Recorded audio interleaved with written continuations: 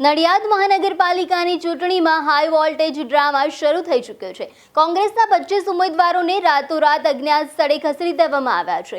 Form પાછા ખેંચવા દબાણ કરાય તેવી આશંકાએ ઉમેદવારોને સુરક્ષિત સ્થળે ખસેડ્યા છે।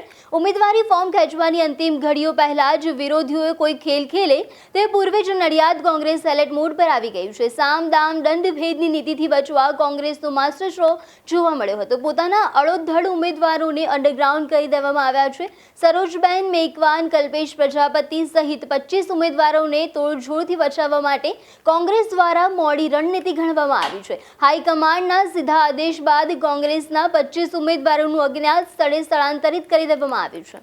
નડિયાદ ભાજપના 30 વર્ષથી જે શાસનમાં નેતાઓ છે તે ગભરાઈ ગયા છે। તેમને એવી ચોક્કસ ખબર છે કે આ વખતે અમારા ઉમેદવારોને મત મળવાના નથી, એટલે તેમણે છેલ્લું શસ્ત્ર ધાક અને ધમકીનું અપનાવી દીધું છે। ઉમેદવારો અત્યારે બહાર છે, તેમના પરિવારજનોને, તેમના દીકરા દીકરીઓને, તેમના સગાવાલાઓને જઈને ધમકીઓ મળી રહી છે। ફોર્મ પાછું ખેંચાવવા માટેની 30 લાખથી 60 લાખ રૂપિયા સુધીની ઓફરો મળી રહી છે અને એ રીતના અત્યારે ચાલી રહ્યું છે। એટલે આ બધા ફોર્મ બિનહરીફ કરાવવાનું કારણ માત્ર ને માત્ર 30 વર્ષનો આ લોકોના શાસનનો ભ્રષ્ટાચાર છે।